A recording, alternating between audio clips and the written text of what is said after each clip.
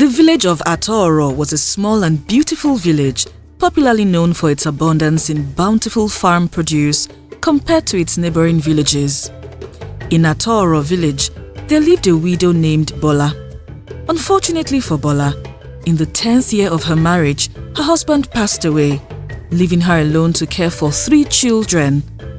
While Bola's husband, Kola, was still alive, he was a very hardworking farmer who did his best to provide for his family. However, due to his untimely demise, Bola was forced to take over the responsibility of providing for her children and caring for them. About a month after Bola's husband died, his greedy family went to her to demand all the farmlands and the house she and her children lived in. That day, Bola was at the back of her house peeling the cassava she had harvested from their farm when her husband's kinsmen came to her. "Bola, are you busy? We want to discuss something with you," Kola's uncle said. "No, Baba, I'm not busy. Please, let's go inside," Bola said as she ushered her husband's family into the house. Without even asking if they wanted to drink anything, Bola brought a fresh jug of palm wine and some cups for them. "Please, this is all we have at home. If I had known you were coming, I would have prepared something for you all," Bola said. "That's fine, Bola. I wanted to ask you, that cassava you were peeling, is it from my brother's farm?" Kola's older brother asked. "Yes, it is. I harvested them yesterday," Bola said. "Which of the farms did you harvest it from, if I may ask?" Kola's brother asked. "The farm close to the stream," Bola answered innocently, and her brother-in-law nodded. Bola, let's not beat around the bush. The reason we are here is because we have decided that you are in no place to take care of Kola's farmlands," Kola's uncle said. "I know how much my nephew suffered before he could secure those farmlands, and I am not ready to leave them in the hands of a woman," he added. "I don't understand you, Baba. I am Kola's wife, the mother of his children, and I know I should be the one taking care of my late husband's farmlands. Besides, the harvest from those farms has been feeding me and my children," Bola said. "Like I said earlier, we have already discussed this and made our decision. From today, we do not want you to step foot into any of Kola's farmland, or else you will not like what will happen to you," Kola's uncle said. "No, Baba, I cannot accept this. This is wickedness. When Kola was alive, he was very kind to you and your children. Why would you do this to us? I also suffered before we could buy those farmlands, and you can't tell me not to plant or harvest from them," Bola said. "Look here, woman. The person who married you is no longer alive. You have no business with whatever he owns. In fact, I want you out of this house in 1 week. I do not care where you and your children will go. I want you out of my brother's house," Kola's brother said. "Or else what? You will kill me like you killed your brother? I warned your brother that you were a wicked person, but he was blinded by love. Now he is no more," Bola yelled. "You can shout all you want. We have said everything. At least you have harvested enough cassava to last you and your children for a year. You should even be happy," Kola's uncle said before they all exited the house. Immediately after Kola's kinsmen left the house, Bola broke into tears.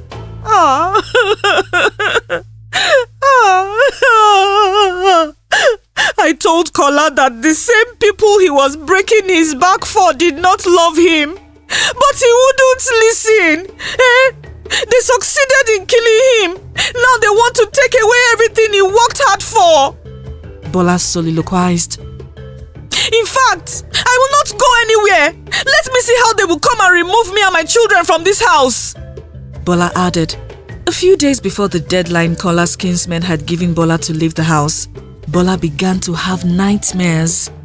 2 days before the deadline, she dreamed that her late husband, Kola, was chasing her with a machete, and in that dream, it was almost like Kola did not recognize her despite how much she begged him to stop.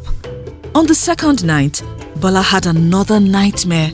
It was still about her late husband, but he wasn't trying to attack her like her previous dream. He was trying to hurt their children, and he nearly killed one of them. The first night Bola had that nightmare, she thought that it was just an ordinary dream, and she didn't think much about it. But when she saw her late husband on the second night, she knew that something was wrong. However, despite the nightmares she had, Bola still refused to leave the house on the deadline she was given. The truth was that when Bola wanted to marry Kola, her parents and siblings kicked against the idea because they had heard a lot of terrible things about Kola's family. But Bola refused to listen to her parents and went ahead and married Kola. When this happened, her parents cut off from her and wanted nothing to do with her anymore. If that had not happened, Bola would have returned to her parents' house with her children. On the night Bola was supposed to leave the house, something unexpected happened. A charm in a small calabash appeared in front of Bola's house, and when Bola saw it the next morning, she knew she had to leave immediately. The charm Bola saw was very powerful, and she knew what it was capable of doing. In the past, Bola had seen and heard stories of people who died as a result of the charm appearing in their houses or farmlands. Luckily for Bola, she had saved some money while her husband was still alive, so she used the money to rent a room in the village and moved in with her children. Knowing that she could no longer access any of her late husband's farmlands, Bola purchased another farmland and began planting on it. Then, with the little money left after purchasing the farmland, Bola started a small provision store in front of her house. It was the small profits she made from her provision store that she used to feed her children until it was harvest season. As a smart businesswoman, whenever Bola harvested her crops and sold them, instead of squandering the money on unnecessary things, she invested the profit back into her business. One way Bola invested back into her business was by buying more farmland. Each harvest season, Bola divided her profits into two. One part to buy more seeds and stems, and the other to buy another farmland. For almost 5 years, Bola continued like this until she bought 10 large farmlands around the village. In those 5 years, Bola refused to buy any expensive clothes, bags or shoes for herself. She lived below her means, and her only priorities were her kids and their education. Unlike other parents who refused to send their daughters to school, claiming that educating a girl child was a waste of time and resources, Bola single-handedly sent her 3 daughters to school. She knew the value of education even though she was not educated, and she wanted her kids to be very successful. There was even one time when one of the villagers laughed at Bola for sending her daughters to school. In Atoro village, only a few parents were smart enough to educate their daughters, and Bola was one of them. You are just wasting your time with these girls. Hey! When they grow older, men will come and marry them, and all your efforts will be wasted. It will be better you use your money and resources to do other things, the man said to Bola. It is not your business what I do with my life and my children. If you and your wife do not want to send your daughters to school, there is no problem. But I will not let you tell me what to do with my own children, Bola yelled at the man. The truth is, it wasn't just the man who tried to discourage Bola from sending her daughters to school. Other people tried too. Whenever they saw Bola working tirelessly on her farm, they would tease her and say she was working like a donkey just to send her daughters to school. As the years passed, Bola continued to expand her business and she purchased more farmlands. Less than 10 years after Kola died, Bola became one of the wealthiest women in Atoro village despite being a widow. One day, Bola was in her provision store which she had expanded to a very big store when 4 women came to her shop. The 4 women wore the same red attire and they adorned their necks, hands and ankles with red and black beads. Bola, how are you today? One of the women asked Bola who was attending to a customer. Ah, Iya Shakirat, I'm fine, and you? What do you want to buy? Bola asked the woman. Oh, we do not want to buy anything. We came here because we have an offer for you, the woman said. Oh, really? What could that be? Bola asked in a confused voice. Bola, you are a very wealthy woman, and there's no one in this village who doesn't know you or your beautiful daughters.